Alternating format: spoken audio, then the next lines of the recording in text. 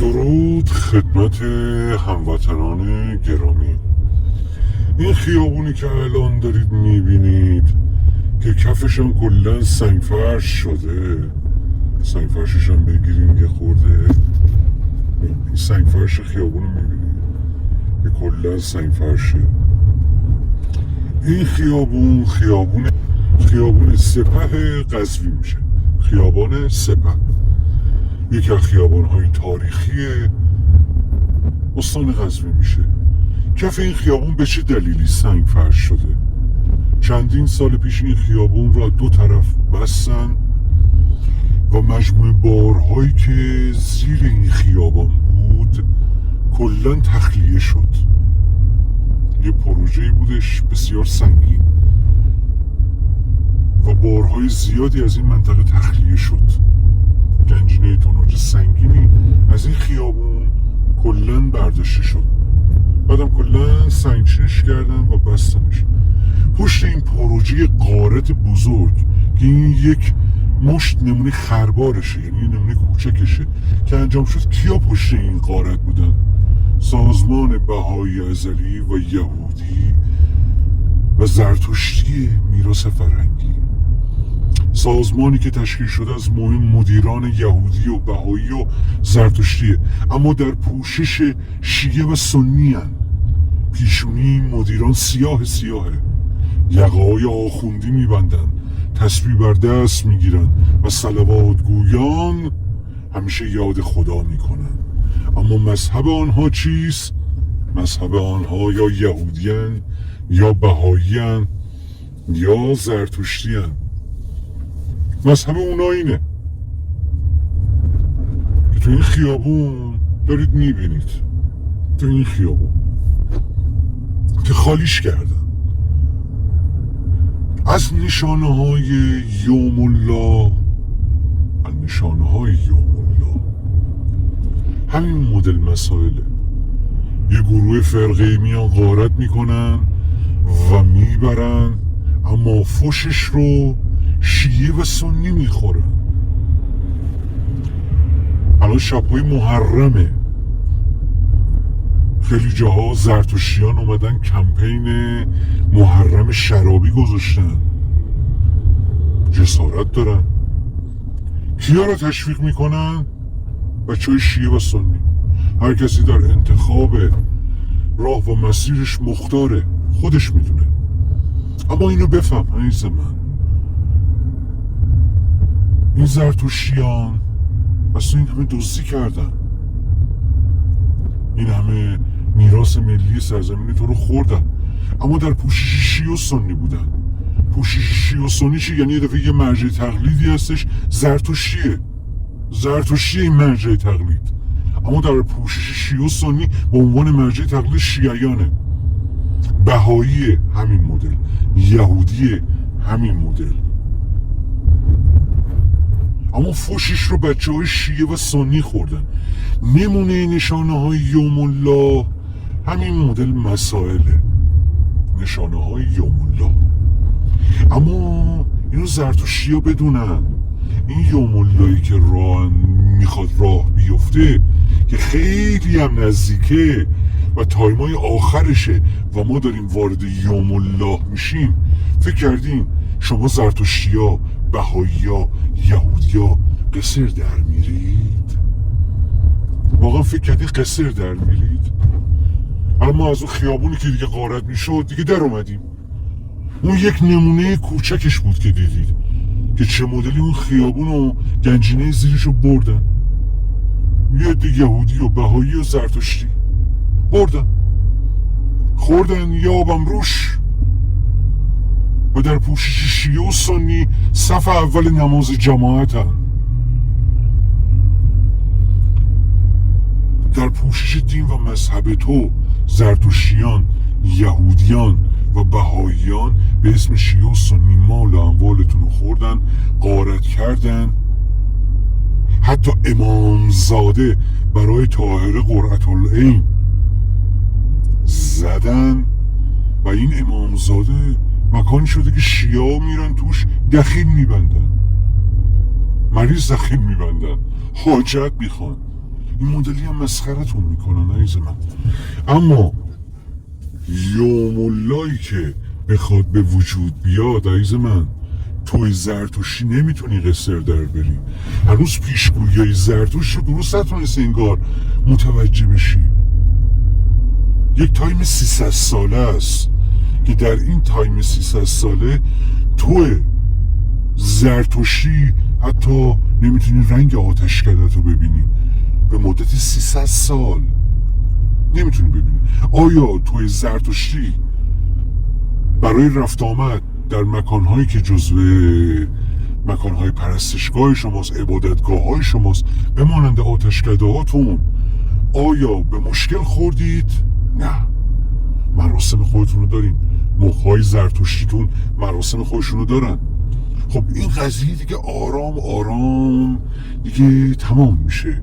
از محرم 1403 این قضیه استارت میخوره و این روند برای شما زرتشتیان به مدت 300 سال پیاده میشه به صورت حقیقی. اتفاقا باید به پشتکار افرادی به مانند امید دانا، این نوکیش زرتشتی، احسن گفت، پشتکار داشت در این قضیه که یک پیشگویی خوفناک از زرتشتیان رو به حقیقت بپیونده. یعنی یه پیشگویی فوق‌العاده مخوف مربوط به زرتشتیانه که به مدت 300 سال عبادتگاه های اونها با خاک یکسان میشه. بگیرنشون اعدامشون میکنن. اون پیشگویی خطرناک رو امثال امید دانا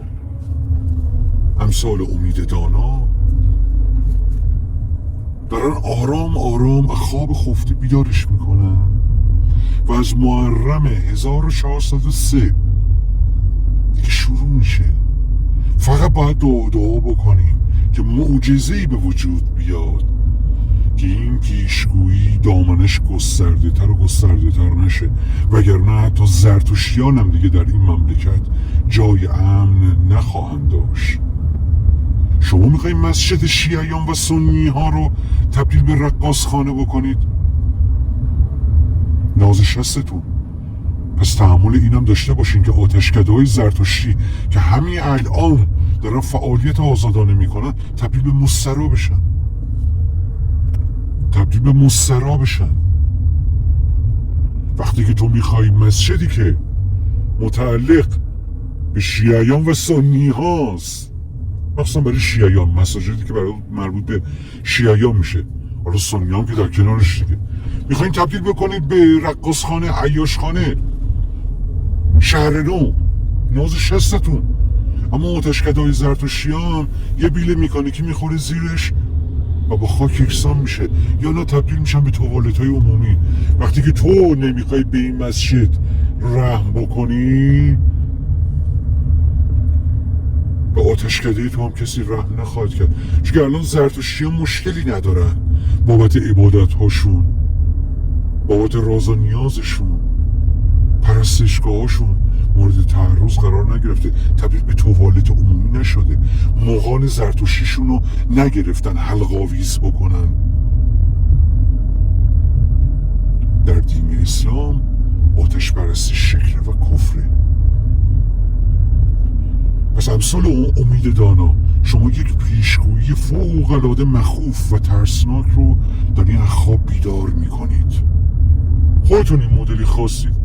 وقتی که کمپین محرم شرابی رو میندازی، باید یه کمپین هایی در همین مدل برای زرتشتیان هم بخوای، یا یک مدل ترسناکش برای زرتشتی به وجود بیاد. خاموش کردن آتشدان ها. یه کمپین را بیفته، آقا یه پارچه آب بردارید برید آتشدان ها رو خاموش کنید. همون آتشکده ها، همون مغان زرتشتی که امثال محمد خاتمی رو دادن بیرون. همون مغان زرتشتی که امثال آیت الله محمد خاتمی رئیس جمهور پیشین رو دادن بیرون.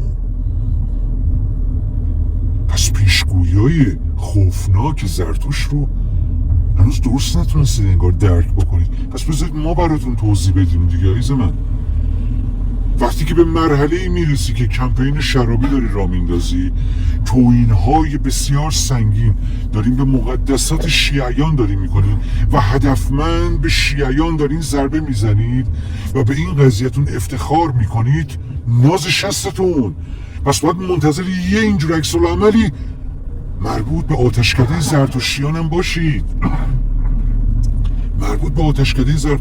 باشید. این میشه یوم الله. یوم الله گزینه هستش که ابعادش دامنگیره، چه مسلمانان شیعه و سنی میشه و چه دامنگیر بهاییان و یهودیان و زرتشتیان میشه.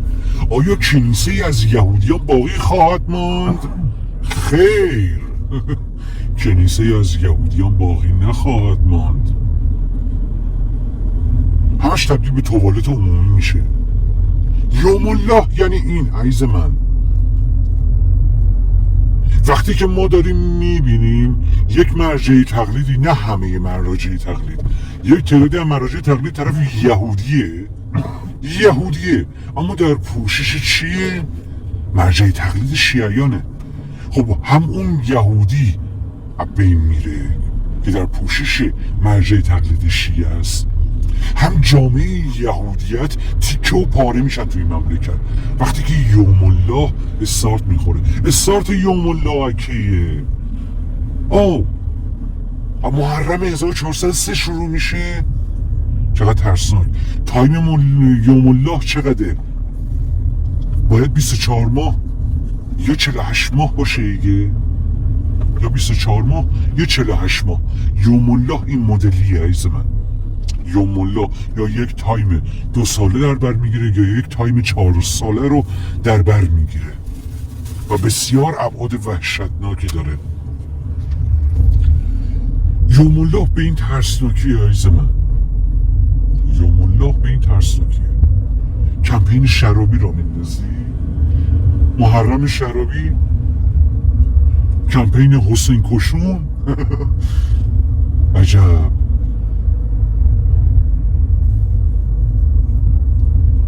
من گفتم لازم شستون انجام بدی، اما این یوم اللهی که از سال 1403 و از محرم 1403 شروع میشه ایز من، ابعاد این یوم الله دامنگیر آتشکده های زرتشتی، کنیسه یهودیان و کلیساهای مسیحیان هم میشه.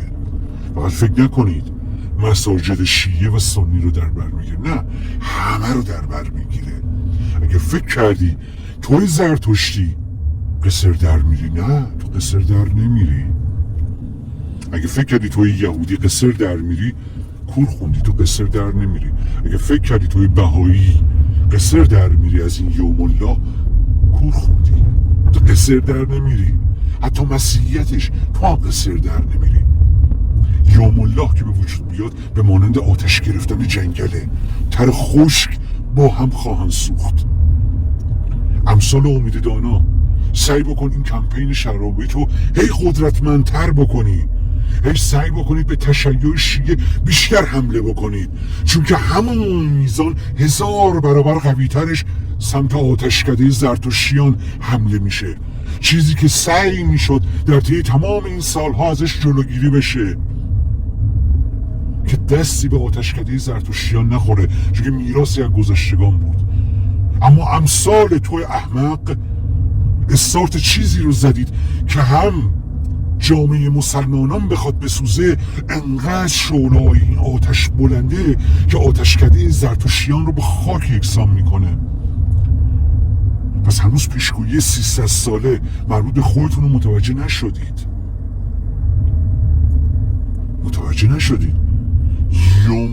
یوم الله 2 ساله تا 4 ساله است و در طی این 2 سال تا 4 سال که محرم 1403 شما احمق‌ها باعث بر این شدین که زمانش جلوتر بیفته، شما نوکیشان زرتشتی احمق باعث بر این شدید که تایمش جلوتر بیفته، باعث بر این میشه که که بعد ضربه‌ای و ضربه بسیار مهلکی به جامعه زرتشتی و عبادتگاه های اونها بخوره. وقتی که تو در فکر آنی که مسجد و محراب شیعیان رو یا تبدیل به توالت عمومی بکنی یا تبدیل به جندخانه بکنی، باید منتظر 1000 برابر بدتر و سنگینترش باشی برای آتشکده زرتشتیان، کنیسه یهودیان، کلیسای مسیحیان و عبادتگاه های مخفی بهاییان. بهاییان فکر نکنید قصر در میرید. الان دلت خوشه که مقبره طاهر قرةالعین رو تبدیل کردی به یک امامزاده‌ای که شیعیان ناگاه بیان پشت نماز بخونن، حاجت بخوان. این روند دائمی نیست عزیز من. اما امثال امید دانا واقعا به این پشتکاری که داشتی به تبریک میگم. یوم اللهی رو زنده کردی که معنا و مفهوم کلمه یوم الله رو نفهمیدی. آتشی که بلند بشه در این جنگل تر و خشک رو با هم میسوزونه. خودت رو در اون سعی بکن تو جزایر قناری که هستی امید دانا، تو همون جزایر قناری برای همیشه خودت و نسلی که از تو به وجود میاد همونجا بمونه و افرادی که باور به این شخص دارن که سعی کردین هویتتون رو آشکار بکنین و باعث بر این بشین که یوم اللهی که الان زمانش نبود به وجود بیاد و استارت بخوره، سعی بکنید شما هیچ زمانی پاتون تو این مرز بوم نذارید. استارت بد وضعی رو زدیم. آتشی که به پا میشه، این آتش پاگیر تمام ادیان ابراهیمی و غیر ابراهیمی میشه. خاصیت یوم الله اینه. خاصیت یوم الله اینه. فکر کردی قصر در میری؟ توی بهایی، توی یهودی، توی زرتشتی کور خوندی. همونطوری که شیعه و سنی در این یوم الله تربیت میشن، شما هم تربیت میشید. مخصوصا جامعه زرتشتی شما هم تربیت میشید.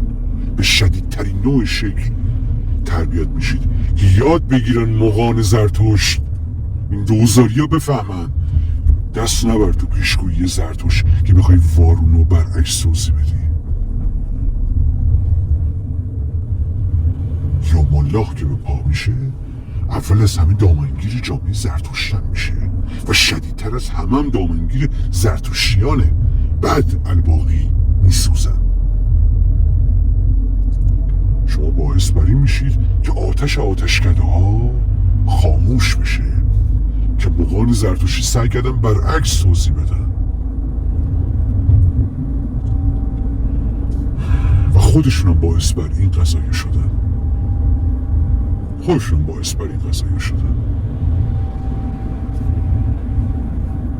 فعلانی بدرود.